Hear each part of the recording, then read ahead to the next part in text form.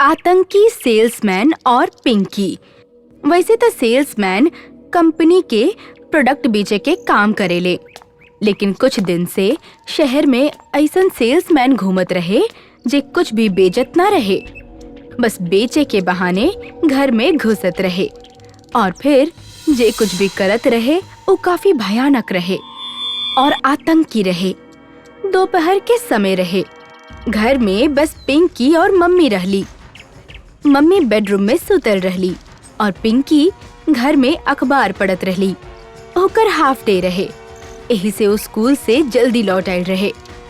Salesman के आतंक। पिंकी पूरा न्यूज पढ़लस और शॉक्ड हो गई। हमरा शहर में तो ऐसन कब्बो ना होवत रहे, फिर ई सेल्समैन के बा जे घर में जाके लोगन के मारता। पिंकी चुपचाप बेडरूम के पास जाके चुपके से अंदर देखलस। अंदर मम्मी गहरा नींद में रहली। पिंकी वहाँ से वापस चल आई।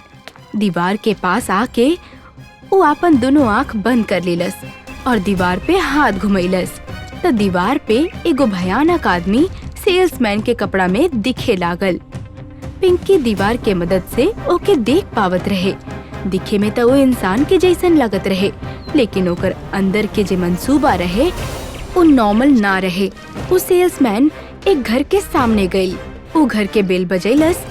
घर के दरवाजा एगो औरत खोललस। का चाहिए? मैम, हम जॉकर कंपनी से आयल बानी और आप खातिर कुछ प्रोडक्ट लाइल बानी।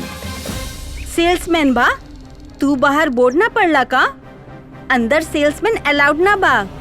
सिक्योरिटी रोकलस ना तोरा के? सेल्समैन मुस्कुरा के बोललस। तोहरा सिक्योरिटी के मौत के नींद सुला के आयल बानी।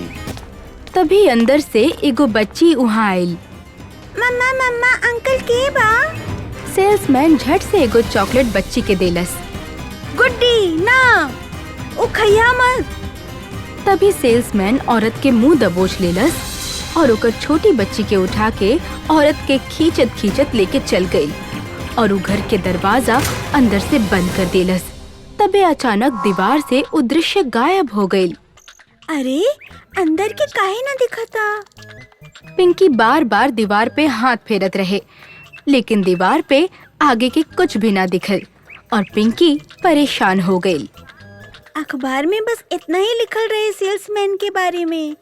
जबरदस्ती सोसाइटी में घुसेला, छोटा छोटा बच्चन के चॉकलेट खिला के वश में कर लेला और फिर अंदर ले जाके का करेला पता ना। पिंकी ऐसन ख्याल में खो गई और तभी ओकरा मम्मी की आवाज आई। पिंकी, ओइजा दीवार के पास खड़े का सोचता? डोरबेल बजता ना बेटा कब से। हमार नींद टूट गई, लेकिन तोहार ध्यान ना टूटल।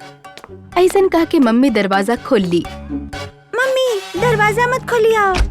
और तबे मम्मी पूरा दरवाजा खोल के पिंकी की तरफ देख ली। काहे? का भइल? लेकिन अब मम्मी के इस सवाल के कोनो फायदा ना रहे, काहे कि दरवाजा के सामने बाहर सेल्समैन खड़ा रहे। उहे आतंकी सेल्समैन। काहे बेटा, मम्मी के दरवाजा काहे ना खोले देत रहलू? ई सुन के पिंकी के साथ साथ मम्मी भी चौंक गईली। के बा तू? और अचानक कैसन कैसन बात करेला? हम सेल्समैन हई मैडम, आप खातिर अच्छा अच्छा प्रोडक्ट लाइल बानी। ऐसन कह के सेल्समैन हंसे लागल।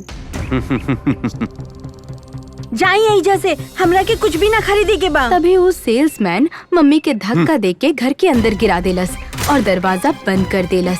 पिंकी भागत भागत मम्मी के पास गई और वो मम्मी के संभललस। पिंकी, तू हमरा के छोड़ा, पुलिस की कॉल करा।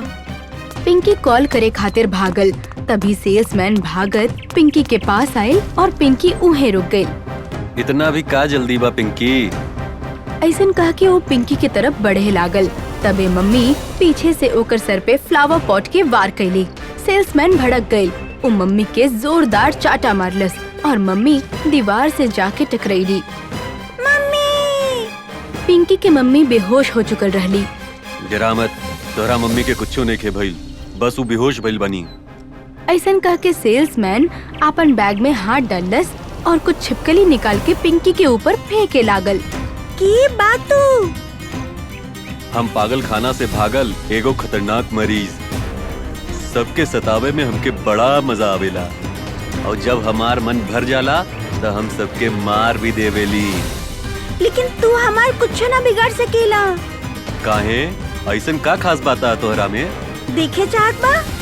ऐसन कह के पिंकी आंख बंद कर लेलस और वो वंडर गर्ल के अवतार में आ गई। ये देख के सेल्समैन और ज्यादा भड़क गई और वो पिंकी पे हमला करे खातिर ओकरा तरफ भागल। जादुई लड़की, देख हम तहरा का हाल करीला। सेल्समैन पिंकी पे हमला करे लागल। तब पिंकी हवा में उड़े लागल। उड़त उड़त उ सेल्समैन के ऊपर हवा में उठा लेलस और उ ओकरा लेके उड़त उड़त घर के खिड़की के बाहर चल गई।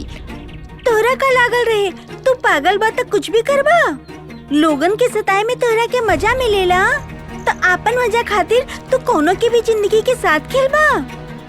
नहीं, हम ऐसा ना होए देब। ऐसन कह के वंडर गर्ल बनल पिंकी हवा में उस सेल्समैन के पीछे लागल। पिंकी के मार से सेल्समैन पूरा घायल हो गई। फिर पिंकी उ घायल सेल्समैन के लेके उड़त उड़त पुलिस स्टेशन पहुंच गई। के हौ तू उड़ कैसे सकेलू और ई के हो जेके तू यही लायल बाड़ू? पुलिस अचानक पिंकी के सेल्समैन के साथ देख के हैरान रहे।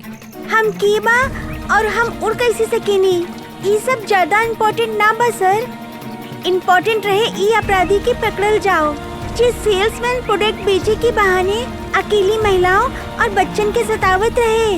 ओकरा के पकड़ के हम रहुआ के पास ले आई नहीं। ई सुन के पुलिस भी शॉक्ड हो गई। अरे ये तो उहे हो, इतना बड़ खतरनाक अपराधी। हवलदार पकड़ लाए के।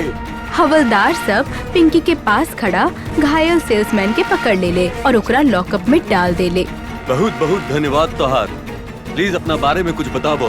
नहीं इंस्पेक्टर, अबे सही टाइम ना बा। हमरा के जल्दी बा, फिर कब मुलाकात भइल तो जरूर बताई। ऐसन कह के पिंकी वापस वहाँ से उड़े लागल और उड़त उड़त खिड़की से फिर अपन घर में आके रुक गई। पिंकी फिर से नॉर्मल रूप में आ गई और बेहोश पड़ल अपन मम्मी के पास गई।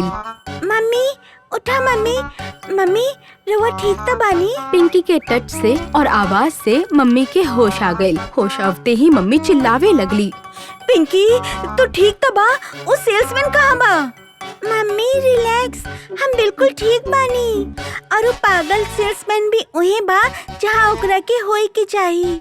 मतलब तू का कहे चाहता नी?